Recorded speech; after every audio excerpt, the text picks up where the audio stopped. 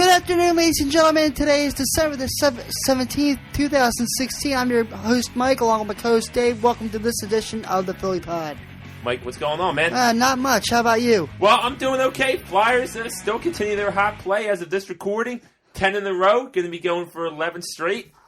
They are the hottest team, really, probably in all sports right now. I'll tell you what. I was watching the Colorado Avalanche game. I had my TV on sleeper, and as I'm about to close my eyes, I hear that the Flyers tied the game, and a minute and 2 seconds later. That's insane. Just continue. They just continue. They've got that confidence going. They've got that swagger. They do, and if they fall behind, they find ways to quickly tie the game. I mean, this is the second time in this streak that they've come back in mere seconds after falling behind. They are a tough, gritty team, and they don't quit, and that's what I really like about this team. They're tough. They're hard-nosed. They fight till the end. Really, this team represents a lot of what we are as Philadelphia sports fans. This is the NHL. This is the Flyers version of the 2008 Phillies that won the World Series. Yeah, they are. Well, that's actually a great segue into really the main topic of this show. And with the Flyers winning 10 in a row, I think it's a fair question now to say, are they serious playoff contenders? And I know we asked this last week, and we were both of the opinion we still need to see more. So we decided this past week on Twitter, we polled the Twitter audience just the same question. With the Flyers winning now 10 games in a row, are they serious playoff contenders? And the results were stunning to me, Mike. I was very surprised by what I saw. 83% of the vote said yes, they are serious playoff contenders, with 17% saying no, it's too soon. I think it's too soon. And here's why. You're playing one of the toughest divisions in all of hockey. So you're poo-pooing that 83% out there. You're poo-pooing the fan base. Right now, all the top 5 teams in the Metropolitan Division all have over 40 points, which is insane. The Flyers being the 5th place team with 41 points. That's how tough this division is. So you think the fans are the same things happened with the Eagles? You think the fans are getting ahead of themselves? Yes, they are. Because you got the Penguins with 44, you got the Rangers with 43. All those 5 teams in the Metropolitan Division are tough. So how do you think they stack up in this division right now? Since you don't agree with the 83%, you're of the 17%. How do you think they stack up with those teams in the Metropolitan? I think they stack up nicely, but I don't, because they haven't played them yet. They still have 25 of their final 50 games against Metropolitan Division teams. That's half the games right there. I cannot tell you one way or another, if they're going to be legitimate or not yet. That's a tough stretch. They have a tough stretch looming ahead for the Flyers. And I have to agree with you. I love seeing this number, people are getting on board. But my gut tells me, well, I saw it happen with the Eagles after the hot 3-0 start. Yeah. And I'm a little out. I can't commit. I can't commit because they've been some good teams in here, but I want to see them against the better competition in this Metropolitan Division. But one thing I will say is it's nice to have that buzz in a hockey game again. Oh, it's great. There's a buzz when the Flyers are about to close a team out and get the win. You got fans standing up and cheering, and it's just I haven't seen that in quite some time. Yeah, it's been a while. Even towards the end, last year, and in the years they made the playoffs, there's been Flyers excitement, but not like this. This is probably the most excited I think this city has been about the Flyers probably since that Eastern Conference, the Cup Finals run, where they lost to the Blackhawks back in 2010. Yeah, 2010. I mean, I do believe that, and winning 10 games in a row, that's no small feat. No. Okay, those are 10 legit. I mean, they have this is just it's a great streak that they're on right now. It is, and again, it is nice, but there's still a lot of hockey left to be played. And another thing that you've got to be aware of is the injury bug. If they can stay away from the injury bug, they've got a chance to win. They got a chance to be contenders. But if the injury bug hits them, you're gonna have this could change. Yeah, I mean they've been fortunate so far in that they've been able to avoid any major injuries to key contributors. And it's ironic because an injury actually, you can make the case, help them. I mean, you can make the case that an injury drastically changed the outlook for this entire Flyers season, Mike. Yeah, true. And that's when Michael Neuwirth went down. And that enabled Steve Mason to step up, and he's playing at the level that he's playing right now. That's the same for Gostisbehere when he came up last year. He changed the fortunes of the team last year. But, again, a lot of hockey left to be played. I'm going to hold. All right, well, welcome back to the Philly Pod. Pretty interesting situation that we had. The feed just kind of cut out there on us, and here's the deal. So when we were recording, if you don't know, we record this through our laptop, through GarageBand, and upload it. Well, I forgot to bring the charging cord for the laptop, and my laptop was down to about 6%, and the laptop died on us. So we're actually recording about, 8 hours later. All right, since we were talking about the Flyers. But we're set up. I'm here at my place. Mike's at his. We have it going. We're not in the same venue, but we're going to be able to make it work. Don't you think, Mike? Well, we'll see what happens. This ought to be interesting. Talking over the phone and seeing if just talking that way, it's going to be a different experience. Yeah, but I think we're going to be able to make it work. And we'll see how it turns out. So if the volume's off, all that, guys, we do apologize. But we think we have a system here to get through the remainder of the show. Yeah, it's going to be worth a shot anyway, you know. We haven't tried this before. This is something completely new. You know, it's inaudible if you want to put it in sports terms. So. Yeah, football terms. Yeah, football terms, yeah. Let's see how this goes. Yeah. So we left off how we were talking about how an injury shaped the Flyers season. And that injury we were specifically talking about was the injury to Michael Neuwirth and Steve Mason now playing how he is. So the question now is, Mike, with Neuwirth playing, with Mason playing as well as he has, and with Stolarz looking like he can be a credible backup in the league, what do you now do with Michael Neuwirth? Well, it's going to be tough at this point in the season anyway, because you have. Again, the cap issues that I've mentioned time and time again, they're tied right now. Maybe if the right deal comes along come early March, you make a move. But until then, you can't do anything with Neuwirth. He's kind of got to stay with the team at least until they can figure out a way to move him, if they even can move him. See, that's the thing. He's kind of in hockey purgatory right now. There's really no spot for him on this roster. There isn't, but at the same time, you got to think about the cap space. You got to think about all the contract money that's already been tied up, either through Holmgren or through Hextall and his signings. So it'll be interesting to see moving forward how they handle that situation. Well, you got to trade him, don't you? That's the play here, right? You have two goalies on the roster. You don't need three. I think the play here is you have to move him and try to get something for him at the deadline. Now, what you can get from Michael Neuwirth, I don't know. Teams might get desperate for a backup goalie if they feel like they're on the brink of the playoffs. So you might be able to get something decent for him. I don't think you're going to be able to get a difference-making player for him, though. Oh, no. That definitely, I don't expect a difference maker. Probably, a veteran or maybe even a prospect is what you're probably going to get for Neuwirth. See, I would take that. I would be happy with that in exchange for Michael Neuwirth. I really would. So, we'll see. I don't know what Hextall has planned. I don't know, what he's expecting to happen. It will probably go back to Mason being the number one goalie and then Neuwirth being the backup for the time being. But no, God, please, seriously, no. I don't know. Again, I don't know what Hextall has planned, so we'll have to wait and see what happens. Yeah, we'll see. We'll see. The play's definitely to move him. You can't carry three goalies on the roster. But hopefully, I'm hoping they can move him and get something for him. They won't get a difference maker, but I think that's the play right now with the way Stolaris has looked so far.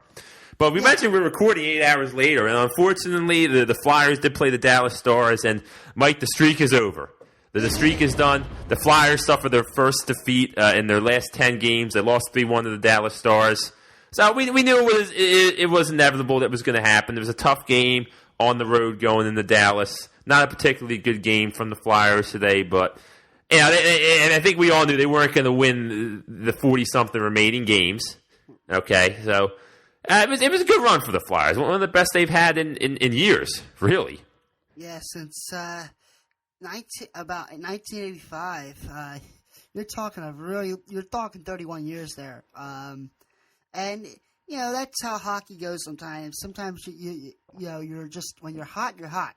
And, sometimes you end up just having an off game and nothing, works. But, the Flyers got a rebound for Monday night when they play Nashville. So, that'll be interesting. So, we'll see what happens. But, they've got to, got to rebound. They got to rebound. It's as simple as that. Rebound. Well, before we cut out, we were talking about how they have a tough stretch coming up here in the Metropolitan Division. When it's all said and done, where do you think they wind up?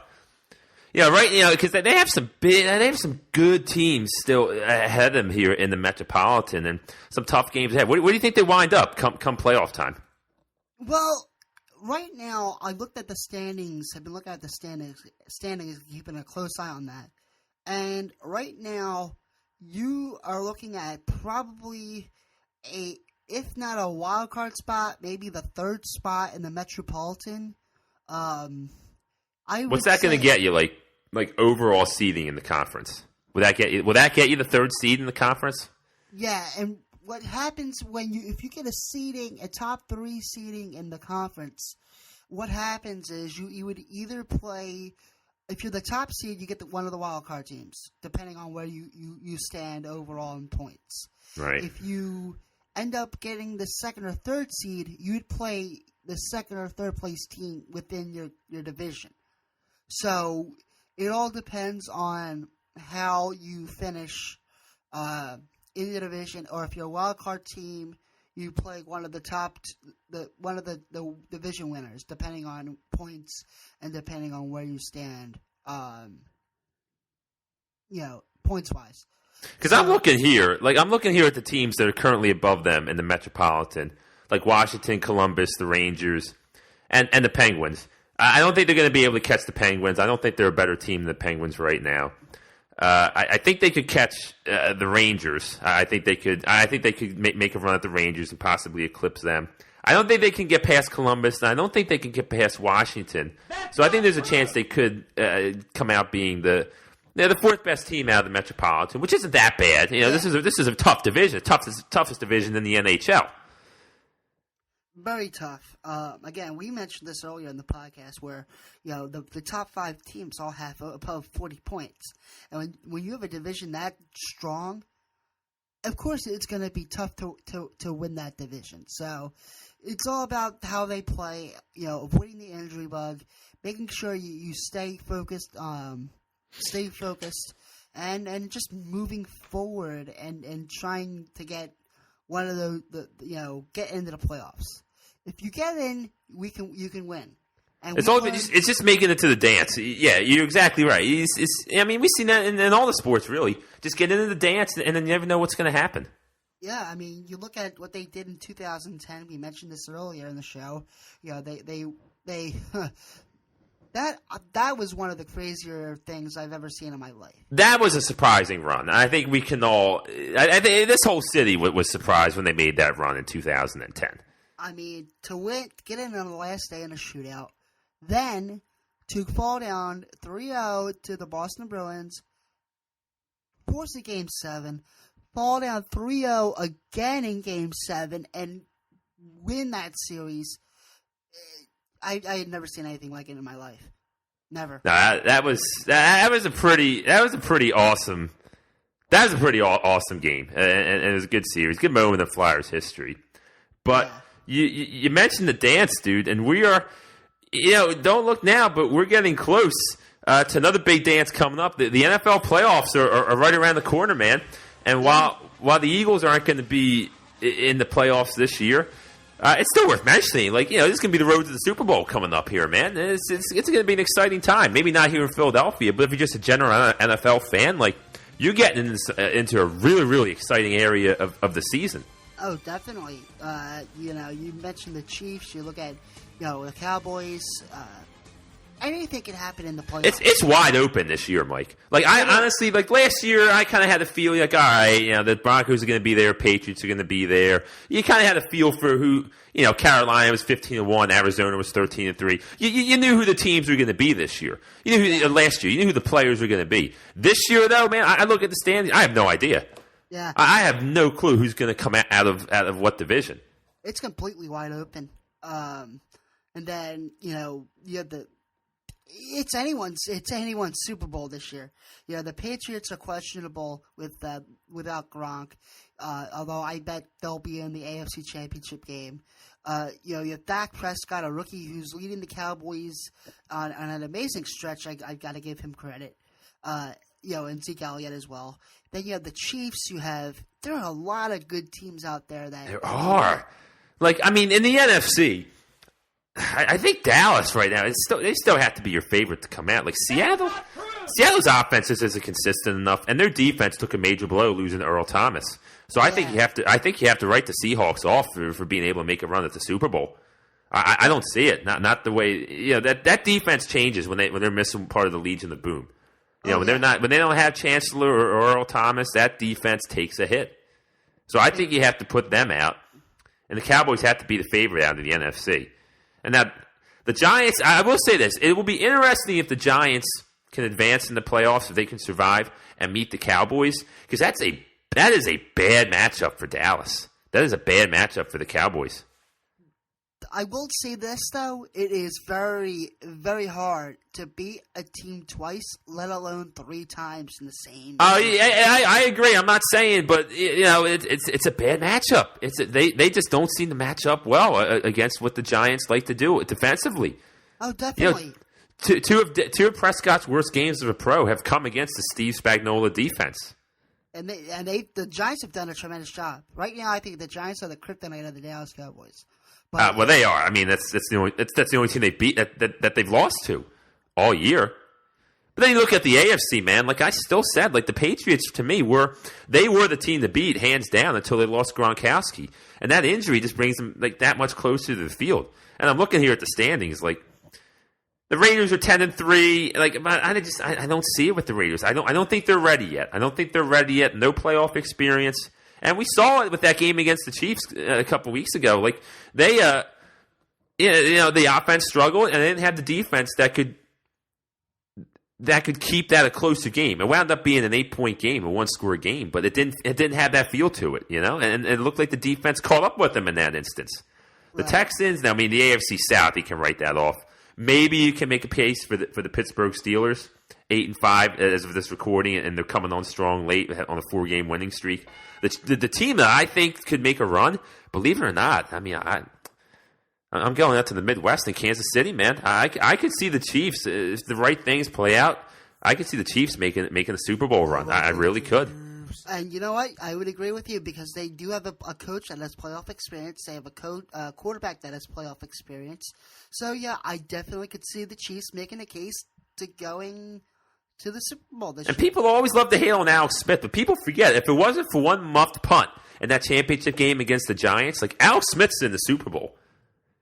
Yeah. And who knows what happens there? Did they beat the Patriots? I mean, probably not. But you never know. You don't know what would have happened. Yeah. You always got to play the what-if game with these situations. Yeah. Everybody loves to hate on Alex Smith, but he's a good quarterback, all right? He's, you got to remember the thing with Alex Smith, like, he's not going to go out and win a game for you, wow, you were passing numbers, but he's not going to turn the football over, and you're going to be in the game. He will be. And they got a running game, too. They got a good defense.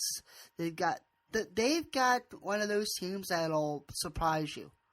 Yeah, and don't forget, like they said, Jamal Charles is going to be back for the playoffs, which is huge.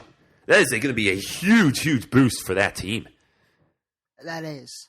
So, that it's always fun to watch things unfold in the NFL. It's a good time of year for the NFL. You know, there's just so much excitement. There's not so much in this city right now. Like honestly, the sports landscape for the city right now is pretty barren. It's a pretty slow time right now. Yeah, the Flyers were hot, but we're not really near playoff time. You know, we were saying this last week. It's just a lull right now, and frankly, it's because of the Eagle season. It's just kind of sucked the life out of things for right now. It has, but they've got some pieces for the future, and they've got the draft coming up, so we'll see what happens with them. But speaking of the draft, did you see they announced where they're going to be holding it? Yeah, the Parkway, man. Yeah, it's going to be on the Parkway. That's going to be pretty cool. We have to get our tickets for that, dude. Yeah, definitely. Keep your fingers crossed for good weather. Yeah, that would stink. But that's going to be cool. That's going to be a cool experience. I'm interested to see the setup that they're going to have right there on the Parkway, man, right by the Ben Franklin. That's going to be neat. And we have a first-round pick, so that'll be good. It will. But, that first-round pick, dude, but that's looking like we're going to be towards the back end of it now because the Vikings are getting Adrian Peterson back. Yeah, that's a big game for them. They needed AP in the biggest way. Yeah, they did. I don't know that it's going to be enough to propel them to the playoffs, but it's only going to help them. Yeah, it'll give them a stronger shot. That's for sure. No, it will. I don't know. That still seems like it's a sinking ship to me. And there's a lot of holes on that team. And frankly, that offensive line is so bad. I don't know that Adrian Peterson is really going to be able to make that big a difference there. But coming up now, we've got Grind Time, where we give you our rants, our raves from anything in the sports world, anything in life that's gotten under our skin. Mike, your segment, kick it off. What do you got for us this week? Oh, we're going to talk about the NHL playoffs. Oh, okay. The NHL playoff format in general, it kind of irritates me a little bit, just based on how it looks. The top 3 teams making it from each division, regardless of points. And it just... To me, it should be the best 8 teams, of course, with the division winners in each division, and then the best 8 teams, 6 teams that finished behind those top 2 teams. Mm-hmm. In which case, you'd see the Metropolitan Division have 5 of those spots. So that's just frustrating to me because you played all 82 games in the season, yet if those teams that have more points than the teams that are finishing, with less points in the other division, it just infuriates me because it takes away from the teams that are more deserving than other teams. And that's pretty much my grind for this week. Not too fired up about that. More something you just sound a little upset about that, huh? Yeah, I mean it should be the top 8 teams with the division winner, of course, up at the top. So, yeah, I am upset about that. Huh. Well, I can't really argue with you there. All right, my grind this week. I'm going to keep it local, Mike, and I'm staying here in Philadelphia with your Philadelphia 76ers, where apparently one Nerlens Noel is not too happy with his playing time. Nerlens Noel feels that he is too good to be playing only 8 minutes a night. And so, Mike, whenever it always strikes a nerve with me whenever I hear professional athletes gripe about this to the media instead of just doing the correct thing, go behind the scenes, talk to the coach one-on-one. So Nerlens Noel claims he's good enough he's talented enough to where he deserves more than 8 minutes a game. So, Mike, I decided, you know what? I'm going to give him a fair shake. I did a little research on Nerlens Noel's stats so far. 29 minutes a game he averages, 10.4 points per game, and 8 boards. I don't know about you, but playing nearly 30 minutes a night, that's really not that productive in the NBA. It's not. All right, 10 points, okay, 8 boards is all right. But, dude, you're seriously going to complain about your playing time? Maybe, okay, how about this? Maybe if you weren't constantly getting hurt, then maybe you'd be able to play a little bit longer. Yeah. And maybe if you actually developed an offensive game, then maybe you could warrant getting a little more playing time. But when you've got Joel Embiid and Jahlil Okafor, 2 far better offensive players than you on the roster, I don't really think you have much of a leg to stand on when it comes to complaining about your playing time. Why don't you do the correct thing that a man would do, which is go behind the scenes, go talk to the coach one-on-one. Don't gripe about it to the media, which is something I can't stand about professional athletes today. Whenever they don't get what they want, they don't get their way. The automatic thing to do is just, I got to go to the media and complain about it. I'm tired of this nonsense, man. Nerlens Noel doesn't want to be here, and I say, fine, get rid of him. If you can't get anything for him, then just cut him outright. You don't need an idiot like this in your locker room. And yeah, Nerlens Noel is an idiot for doing something like this. I'm done with him, man. Get him off of this roster. We don't need this nonsense with this up-and-coming group. Man, I'm tired of that, dude. That's a great grind. That is a great grind, Dave. I'm tired of it, man. I'm tired of these idiots here thinking the show's all about themselves. You know, like, get on board or get out, man. Yeah. That's grind time for this week, where we give you our rants, our raves from all over the world. Can be anything that strikes us. And speaking of around the world, keeping it global, we're now time for The Buzz, where we bring you wacky, crazy stories and headlines from around the globe. And, Mike, we're going to kick it off this week. We're going up north to Canada. Specifically, we're going to Kanaskus, Alberta, where a wildlife warning has been issued for a car-licking moose. A car-licking moose. Alberta wildlife officials are warning citizens to be on the lookout for a moose approaching vehicles in parking lots and driveways to lick the salt off of the side of their cars. Apparently, this moose has developed a taste for salt that they use to melt the snow and ice, and apparently it's becoming a big problem. Wildlife officials are advising people to try and scare the moose off if they see it while they're in their cars, using their horns and their alarms. And they also advise people not to try and physically move the moose themselves. That would be a bad idea. Yeah, what would possess you to really go out and try to move a moose yourself? I don't think I don't know how many people have seen a moose, but those animals are big, man. They are gigantic. Dude, you don't mess with a moose. You don't mess with a moose. You don't mess with maybe a goose, but not a moose. Yeah, I don't mess with geese. Geese they can be mean too. Yeah, well, being a golfer, those geese, man. You come around those babies, they can get pretty nasty. They don't hesitate to come charging right at you, man. They protect their babies. That's their instinct. That's the general instinct to protect their children. Yeah. That definitely not our best the Buzz story, but it's something a little bit different. I think the more interesting part about that story, Mike, is not the moose itself, but I think the interesting part is that officials actually had to warn people not to try to actually physically hit or move a moose. Well, there are some people that will attempt to do things like that, and some people aren't don't think with their heads. No, some people definitely don't. That is true. But then we're going to come back down south, but just a little bit from Alberta, Mike. We're going to Hudson, New York, when a situation arose when police received a call claiming that an elderly woman was stuck and had frozen to death in her car. Police arrived on the scene, and they found the woman inside the car wearing an oxygen mask, not moving. So they broke the glass, removed her from the car. But when they did, they found out they received a pretty big surprise. The woman turned out to be a mannequin. Wow. Now, this was apparently a realistic, lifelike mannequin. She was wearing, an oxygen mask, had glasses, had hair, even had age spots, and was fully clothed as well. And to add to the situation, the car was covered in snow and also it had frosted over. So what appeared, it appeared to be a real, actual situation, what the witness had claimed. But apparently the owner of the car was furious that the police department had smashed the window, and he is demanding that the police department now pay for the damages done to the car. No charges are expected to be filed, though, against the owner.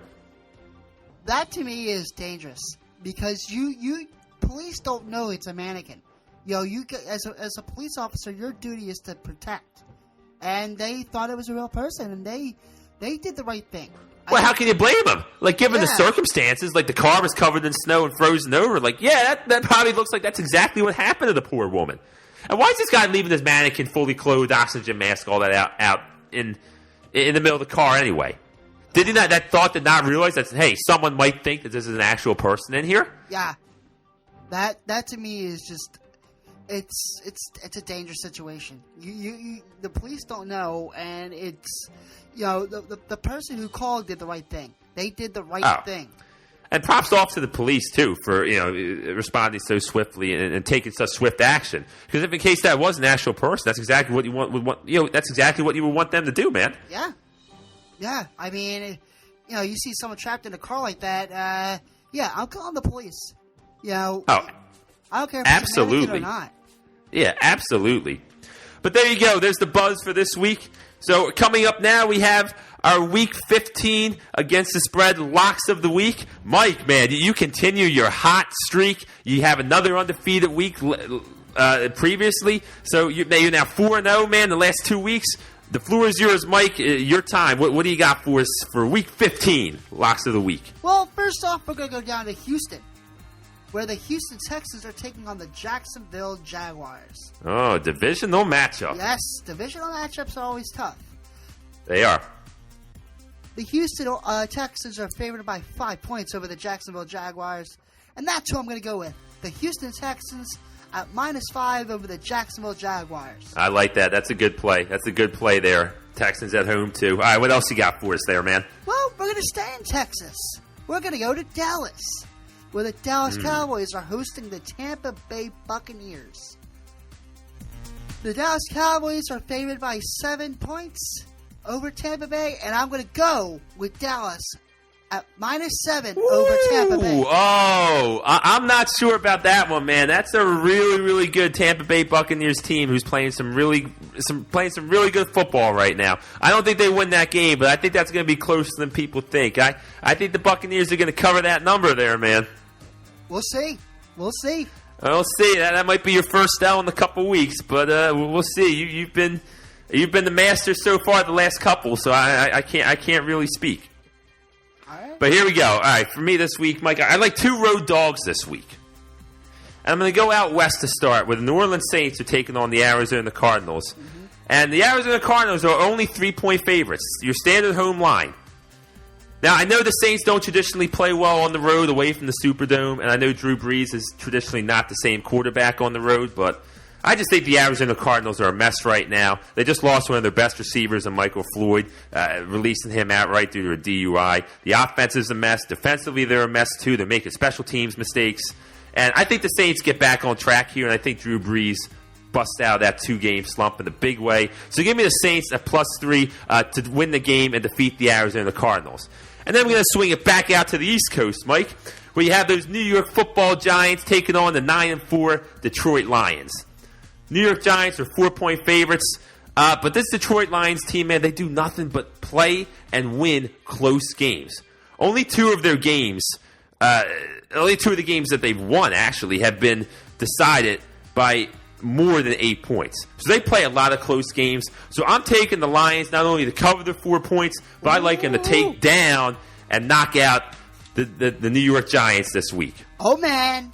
How do you like those picks? I like those. I like that. All right. We're going to get a 4-0 week. We haven't done that yet. We haven't had a 4-0 week once yet this year. No, we have not. Well, hopefully we get it this week, man. I'm feeling confident about my picks. I like your Houston pick. That Dallas one, I think that might be your first down in a couple weeks there, man. But we'll see. We'll see. But there are your Week 15 against the spread locks of the week.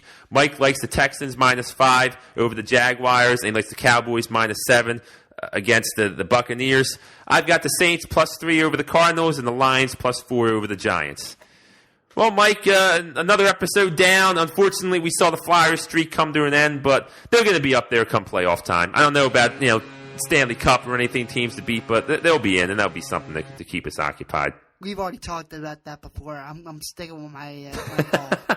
You are not budging with our viewing audience there. No. You are saying that you need to see more. And I'm right there with you, too, for the record. I've learned my lesson from the Eagles. I got to wait and see. I mean, hey, if they play great hockey until around playoff time, then you know what? I'll change my opinion. But for now, it's win the first round, get to the semifinals, and we'll go from there. Yeah, I'm with you. Oh, you got the Eagles real quick before we sign off. The Eagles taking on the Baltimore Ravens. Who do you got?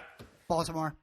Yeah, I think the Ravens too. I think that's a really good Baltimore defense. They stop the run really well. The Eagles don't run the football really well. I think this game has a chance to be uglier than the Cincinnati game that we saw a couple weeks ago. I think the Eagles go down, and they go down hard. Yeah, I would agree. All right. But time for us to sign off here. Remember, guys, we are available for downloading on iTunes. You can check us out on Twitter at the Philly Pod. We're on Facebook. Like us there. You can also listen to us on SoundCloud and YouTube as well. And as always, thank you for all of our listeners and all the support out there. We appreciate it. Oh, definitely. Yeah, we'd be nothing without you guys. Absolutely. We'll catch you guys next week for another episode of the Philly Pod. I'm Dave. I'm Mike. Catch you guys later. Later.